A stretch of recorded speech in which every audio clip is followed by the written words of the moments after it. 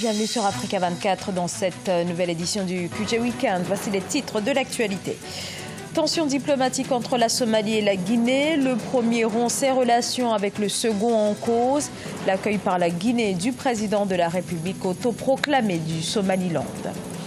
La dette publique gabonaise en recul de 4%, une légère baisse que le FMI attribue aux réformes engagées depuis juin 2018. La dette publique qui reste l'un des principaux goulons d'étranglement de l'activité économique du Gabon. L'exploit du Bénin en ouverture des huitièmes de finale de la CAN 2019. Victoire inattendue face au Maroc qui partait pourtant grand favori. Les écureuils disputeront donc les quarts de finale. Et on commence par la rupture des relations diplomatiques entre la Somalie et la Guinée. Décision des autorités somaliennes en réaction à la récente visite du président de la République autoproclamé du Somaliland à Conakry. Le Somaliland, territoire qui a fait sécession de la Somalie en 1991, mais qui n'a jamais été reconnu par la communauté internationale et fait donc officiellement toujours partie de la Somalie. Nelly Claude Ebessa. Le torchon brûle entre la Somalie et la Guinée-Conakry. Depuis ce 4 juillet 2019, les autorités somaliennes ont annoncé la suspension de ses relations diplomatiques avec la Guinée pour avoir accueilli le président de la République autoproclamé du Somaliland, Muse Bihi Abdi. Un acte ayant poussé le ministre somalien des Affaires étrangères à accuser les Guinéens d'avoir violé l'unité et la souveraineté somalienne, vu que le Somaliland n'a jamais été reconnu par la communauté internationale. Aucun impact sur la Guinée-Conakry parce que dans le passé, il n'y a pas eu de commerce et des échanges au préalable et des relations fructueuses entre les deux pays. Donc c'est justement histoire de se faire entendre et de dire on n'est pas d'accord que d'autres pays le reçoivent. Alors que dans la sous-région, le président somalilandais est déjà parti à Djibouti. Il a reçu une délégation érythréenne dirigée par le ministre des Affaires étrangères. Et pour autant, la Somalie n'a pas dit un mot.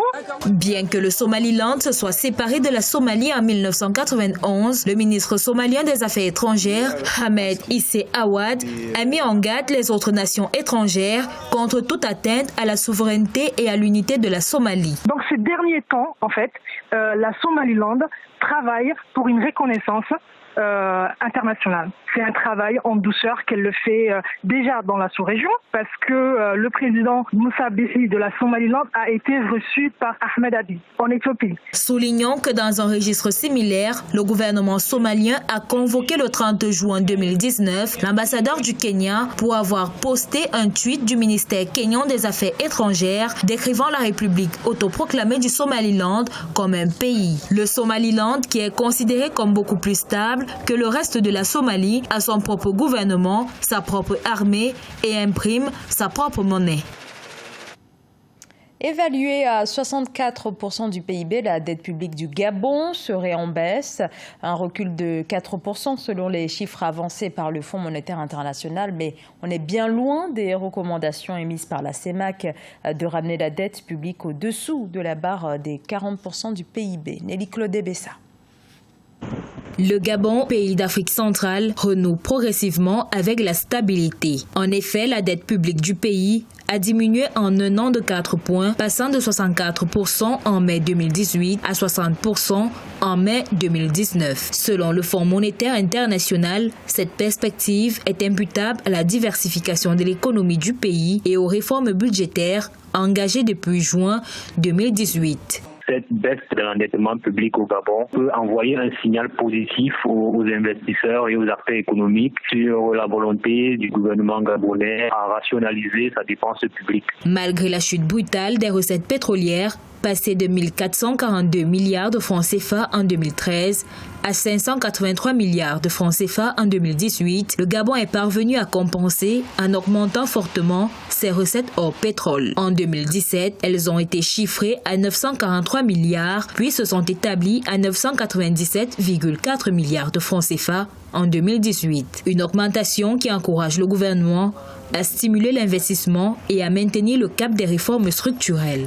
Cette baisse de l'endettement pourrait indirectement stimuler la croissance économique. Cette baisse de l'endettement est accompagnée de réformes liées à l'augmentation des capacités de production locale, donc à l'augmentation de la productivité locale. 5e producteur de pétrole d'Afrique subsaharienne, le Gabon fait face depuis 5 ans à une crise économique résultant de la chute des cours du pétrole. Pour l'heure, le pays intensifie ses efforts de diversification de l'économie entrepris dans le cadre du plan stratégique Gabon émergent. La canette recyclée, véritable objet d'art au cœur de l'œuvre de Wilfried Traoré, découverte à présent de cet artiste sculpteur ivoirien qui transforme donc de simples canettes en œuvres d'art, des sculptures géométriques faites grâce au recyclage de ces canettes qui regagnent donc une seconde vie. Ange Bijou, Nomenio. Wilfried Traoré est un jeune artiste ivoirien qui utilise des boîtes de canettes recyclées pour ses besoins de fabrication. Son idée de recyclage vient pour pallier un problème d'insalubrité que rencontre la ville d'Abidjan, son lieu de résidence. Une situation qu'il a su transformer en quelque chose de bénéfique, non seulement pour sa communauté, mais également pour ses projets artistiques. Le fait même de voir les canettes même au-dessus, puis les sachets d'eau, les bidons et autres, d'abord ça pollue l'environnement. Et puis en plus, étant dans l'eau, je me suis dit aussi qu'au fur et à mesure qu'on stockait ces ordures-là dans l'eau, est-ce que ça ne pouvait pas polluer les espèces halieutiques qui étaient dans l'eau? Donc là aussi, ça a attiré mon attention.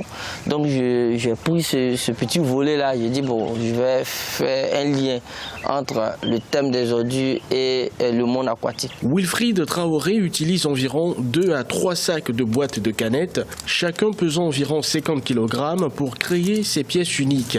À l'aide d'une paire de ciseaux, l'artiste découpe des boîtes de conserve en petits morceaux pour créer les formes qu'il souhaite pour son travail artistique. Au lieu de jeter, en sachant qu'il y a une personne qui utilise ça pour pouvoir produire des œuvres, de mon côté, je peux les recycler. Même moi qui n'utilise pas, en me promenant, je peux ramasser et l'apporter, travailler avec. La ville d'Abidjan, qui compte environ 5,5 millions d'habitants, produit chaque année jusqu'à 5 millions de tonnes de déchets ménagers, mais seulement 10% de ces déchets sont recyclés.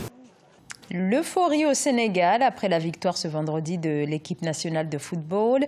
Au terme d'un match resté longtemps indécis, vainqueur de l'Ouganda, le Sénégal rejoint donc le Bénin en quart de finale de la Coupe d'Afrique des Nations grâce à un but de Sadio Mané, une rencontre qui a galvanisé les supporters. C'est ce que vous allez voir dans ce reportage signé de notre correspondant au Sénégal, El Hadji Ndiaye. C'est fait, le Sénégal s'est qualifié pour les quarts de finale de cette 32e édition de la Coupe d'Afrique des Nations. Les Lions de la Teranga ont battu les Ougandais ce vendredi 5 juillet par 1-0. Le but sénégalais est marqué par l'attaquant de Liverpool, Sadio Mané, qui a manqué aussi un penalty. On a gagné, mais ce n'était pas facile. Moi, je vais dire à Aliou Cissé de rectifier son système de jeu avant les quarts de finale. Il faut que les joueurs soient vraiment libérés. Sadio Mané ne doit pas jouer comme il le fait parce que là, on sent qu'il n'évolue pas dans le jeu. Les Lions de la Teranga affronteront le Bénin, vainqueur du Maroc. Le 12e Gaïndé qui supporte les Lions depuis 20 ans n'ont pas manqué de démontrer leur attachement aux Lions de la Teranga qui ont joué leur 58e match en phase finale de la Coupe d'Afrique. Depuis 20 ans, on supporte l'équipe nationale. Nous sommes le 12e Gaïndé, car il y a 11 joueurs sur le terrain et nous nous considérons comme le 12e joueur. Ce qu'on fait, c'est par amour pour notre équipe. Notre devise est le Sénégal d'abord, mon temps, mon sang, ma sueur pour ma nation. Je suis une fervente supportrice et j'ai même été à la Coupe d'Afrique des Nations au Ghana en 2008. Nous croyons fermement en cette équipe. Cette année, nous allons prendre la coupe. Malgré un match compliqué contre les Crânes qui retrouvaient la phase finale pour la première fois depuis 1978, le slogan de ses supporters était « La coupe au Sénégal ».